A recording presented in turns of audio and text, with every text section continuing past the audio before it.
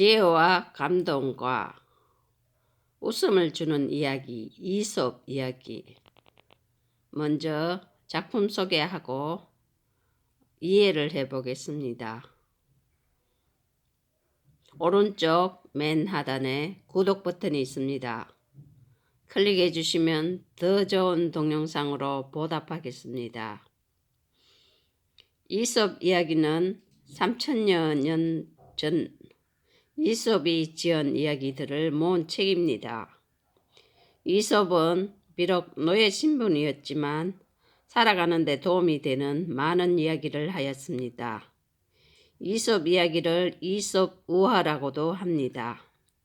우화란 동식물을 주인공으로 등장시켜 그들의 행동 속에서 깨달음을 얻게 하는 이야기를 말합니다. 이솝 이야기는 대부분 짧고 간결한 내용으로 되어 있어서 누구나 알기 쉽고 재미있게 읽을 수 있습니다. 또 이야기 속에는 여러 가지 지혜와 깨달음이 담겨 있습니다. 그래서 고대 그리스에서부터 오늘날까지 사람들의 사랑을 꾸준히 받는 것이라 여겨집니다. 이솝 이야기 속에는 지혜를 주는 이야기, 감동과 깨달음을 주는 이야기가 있습니다. 또 웃음을 주기도 하고 또 그래서 읽는 즐거움을 듬뿍 줍니다. 이솝 이야기를 읽으면 지혜와 재치가 생기고 정직한 마음이 자라게 됩니다. 당나귀 친구를 읽으면 왜 좋은 친구를 사귀어야 하는지 알게 됩니다. 끼리끼리 어울린다는 유유상종이란 말이 있듯이 친구는 서로 닮는 거라고 생각합니다. 그래서 어떤 사람을 알려면 그 친구를 보란 말도 있습니다. 또 양치기의 거짓말을 읽으니 어떤 생각이 드나요? 거짓말을 장난삼아 하던 양치기는 정말 늑대가 나타나서 도움을 청할 때는 누구도 도와주지 않았습니다. 거짓말을 하지 말라는 주의를 근성으로 듣던 아이들도 이 이야기를 읽으면 아주 쉽게 이해가 됩니다. 나무꾼과 헤르메스라에서는 정직한 나무꾼이 복을 받습니다. 이렇듯 이솝 이야기도 다양할 뿐더러 많은 깨달음을 품고 있답니다.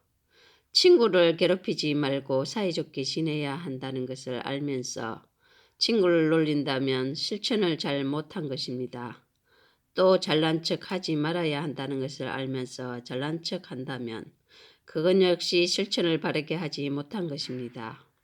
우리들도 이솝 이야기를 읽으면서 이야기 속의 주인공을 만나 주인공이나 등장인물들이 무슨 이야기를 하고자 하는지 알아봅시다. 그 이야기를 통해 지혜와 깨달음을 얻을 수 있답니다. 그런 다음 아는 것에서 멈추지 말고 그것을 행동으로 옮겨봅시다.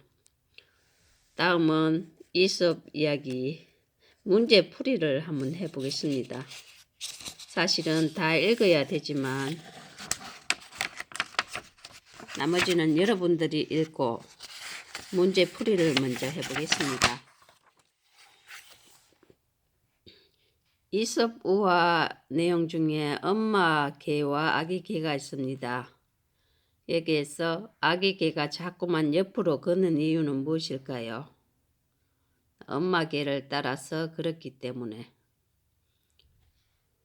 욕심꾸러기 농부와 암탉이 더 이상 알을 낳지 못하게 된 이유는 무엇일까요? 너무 많이 먹어 뚱뚱해졌어. 다음은 암고양이와 여신에서 아름다운 아가씨로 변한 고양이는 방해에 나타난 쥐를 보고 어떻게 했나요? 사납게 달려들었다. 이 이솝 우화를 읽으면 문제는 금방 풀 수 있을 것 같습니다. 개구리들의 임금님에서 제우스는 임금님을 보내달라는 개구리들을 어떻게 생각했나요? 어리석다고 생각했다. 여우의 장께는 여우는 사자 대왕의 병을 어떻게 하면 고칠 수 있다고 했나요? 늑대의 가죽을 몸에 두르고 있으면 고칠 수 있다고 했습니다. 여러분도 이 이솝 우화를 꼭 읽어보시기 바랍니다. 나무 구멍에 들어간 여우. 여우가 나무 구멍을 빠져나오지 못한 이유는 무엇인가요? 배가 불룩해졌어.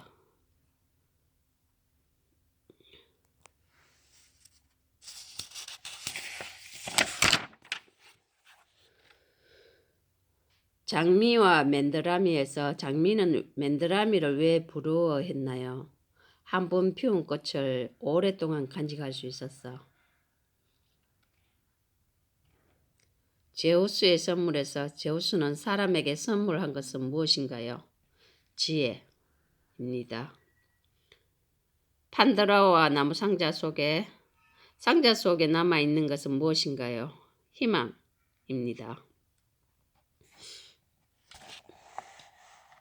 사람들이 가장 오래 사는 이유에서 말에게서 받은 수명 때문에 사람에게 생긴 것은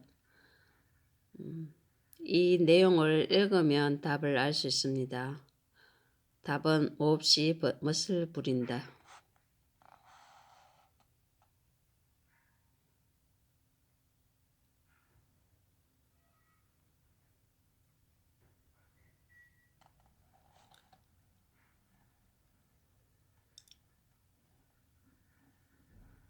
지혜로운 개구리에서 개구리들은 우물에 살지 말고 물이 많은 늪을 찾아가기로 했습니다. 왜 그랬나요? 우물에 물이 마르면 빠져나올 수 없었어. 다음은 눈병난 할머니에서 할머니는 왜 치료비를 줄 수 없다고 했나요? 집안에 물건이 없어져서 전보다 더 보이지 않는다고 생각했어.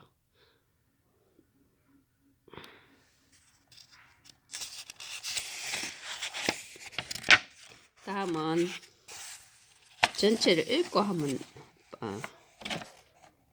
다른 문제도 많지만 여기 한번 읽고 한번 논술적으로 한번 사고를 해봅시다. 황금 달걀을 낳는 암탉에서 다음 글에서 알 수 있는 암탉 주인의 성격이 어떠한가요? 에서 이 책을 읽어보면 저 암탉 뱃속엔 황금 달걀이 몇 개나 들어있을까?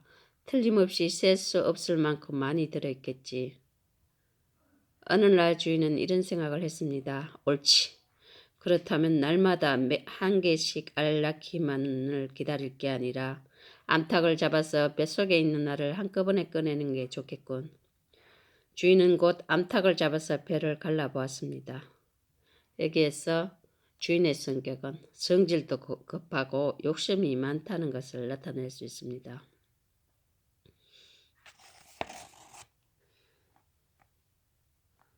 제비와 젊은이에서 다음 글에서 알 수 있는 젊은이의 성격이 어떤가요? 그때 젊은이는 밖에서 제비 한 마리가 날아다니는 것을 보았습니다. 제비 온 것을 보니 봄이구나. 이제 외투는 필요 없겠는걸. 이렇게 생각한 젊은이는 외투마저 팔아버렸습니다. 성격도 급하고 결과적으로 외투를 팔아버려서 더 추워졌습니다. 다음은 이솝 우화 이야기 내용 중에서 일부를 한번 읽어보겠습니다.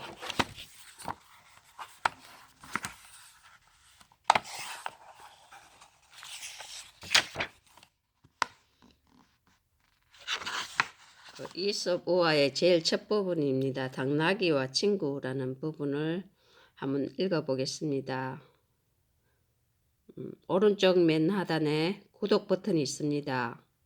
클릭해 주시면 더 좋은 동영상으로 보답하겠습니다. 당나귀와 친구.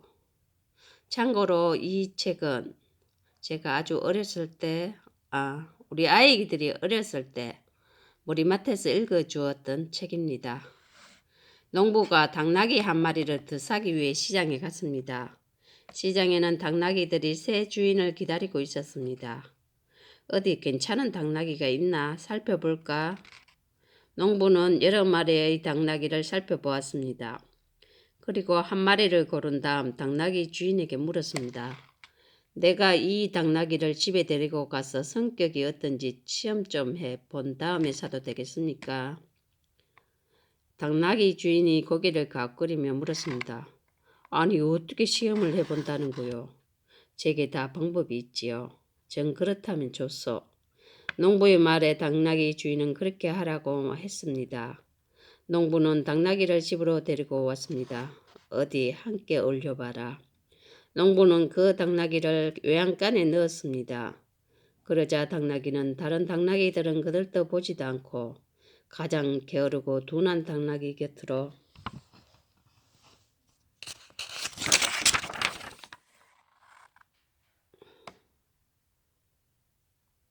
다가갔습니다. 두 당나귀는 금방 친해져서 함께 먹이를 먹었습니다. 쯧쯧쯧. 농부는 곧 당나귀를 다시 끌고 가서 주인에게 돌려주었습니다. 이 녀석은 안 되겠는데요. 게으르고 둔해서 쓸모가 없거든요. 그러자 당나귀 주인이 이상하다는 듯이 농부에게 물었습니다. 아니 어떻게 이 당나귀가 게으르다는 것을 알았죠? 농부가 대답했습니다. 그 당나귀를 보고 한 것이 아니라 그 당나귀가 가까이 하는 친구를 보고 안 겁니다. 다음은 하나를 더 읽어보겠습니다. 허풍 떠는 참새. 여러분도 이 책을 한번 없으면 도서관에서라도 빌려서 한번 보시기 바랍니다. 제가 보기에 고전은 시대가 어떤 시대가 오더라도 항상 쓰임이 있는 것 같습니다. 말을 할 때마다 허풍을 떠는 참새가 있었습니다. 그 참새는 잠깐 동안이라도 누군가에게 말을 하지 않으면 심심해서 견딜 수가 없었습니다. 아이 심심해. 이야기 좀 하고 싶은데 누구 없을까? 참새는 천천히 날아다니며 나뭇가지를 살폈습니다. 혹시 아무것도 하지 않고 나뭇가지에 앉아있는 새가 있을까 해서였습니다. 그때 키가 큰 나무에 까마귀 한 마리가 앉아있는 것이 보였습니다. 참새는 얼른 까마귀가 앉아있는 나뭇가지로 날아가 사뿐히 내려 앉았습니다. 안녕? 넌 누구니? 난 그리스의 아테네에서 태어난 아가씨야. 참새는 까마귀에게 허풍을 떨기 시작했습니다. 모두 나를 예쁜 공주님이라고 불러. 나는 아테네 왕의 딸이거든. 그러니 너도 나를 예쁜 공주님이라고 부르면 돼. 뭐 내가 공주님이라고?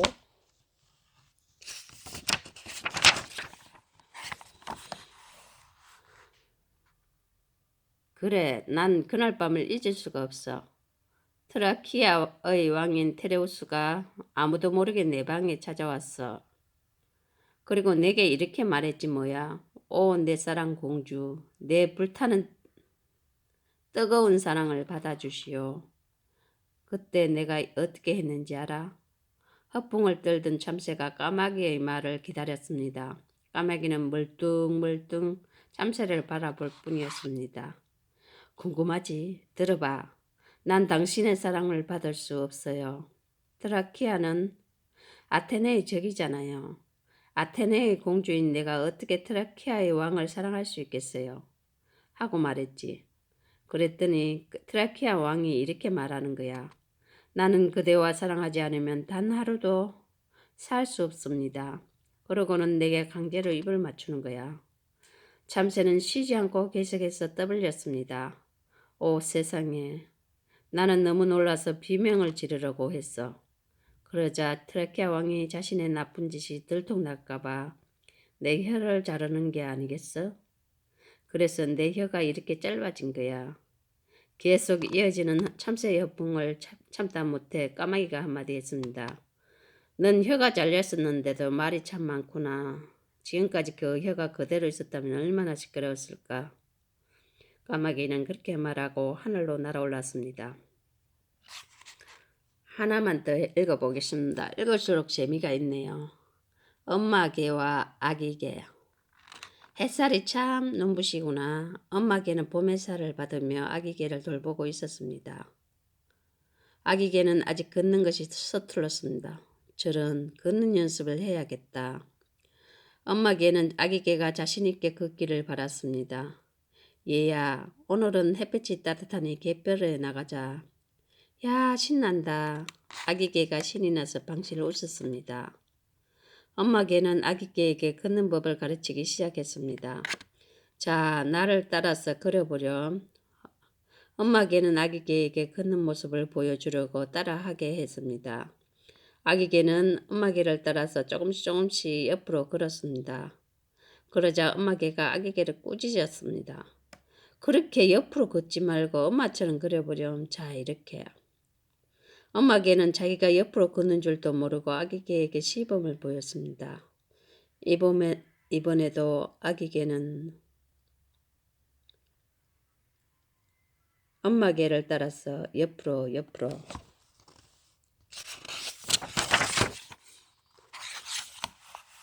걸어갔습니다. 아니, 또 옆으로 걷는구나. 이렇게 걸어보란 말이야. 엄마 개가 아기 개를 나무랐습니다. 그때 아기 개가 말했습니다. 엄마 미워. 엄마처럼 한 건데. 엄마 개가 화를 냈습니다. 뚝 꺼쳐. 제대로 하란 말이야. 아기 개가 말했습니다. 그러면 엄마하고 나하고 걸어온 발자국을 보세요. 나만 옆으로 걸어온 게 아니잖아요. 그게 엄마 개는 말문이 딱 막혀 말문이 막혀 말을 더듬거렸습니다.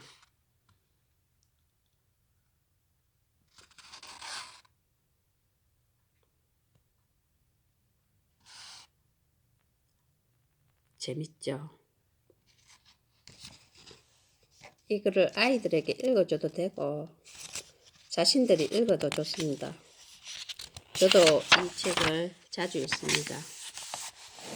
욕심꾸러기 농부와 암탉. 꼬꼬꼬꼬 꼬끼요. 암탉이 알을 낳았습니다. 알을 보자 농부의 입이 벙싯 벌어졌습니다. 농부는 기분이 아주 좋았습니다. 꼬꼬 암탉아, 매일매일 많이 낳아주렴. 그럼 매일 달걀 반찬을 먹을 수 있고 달걀을 팔아 부자가 될 수도 있단다. 농부는 언제부터인가 암탉을 보면서 이렇게 욕심을 부렸습니다.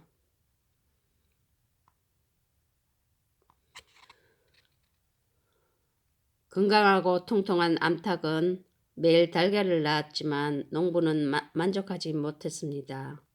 알을 더 많이 낳게 하는 좋은 방법이 없을까? 농부는 골똘히 생각에 잠겼습니다. 그러다 무릎을 탁 쳤습니다. 옳지, 이렇게 하면 되겠구나. 농부는 무슨 결심을 했는지 창고에 가서 콩 한 바가지를 들고 나왔습니다. 그리고 쉬지 않고 닭에게 주었습니다. 닭은 기다렸다는 듯이 주인이 주는 먹이를 마구 쪼아 먹었습니다.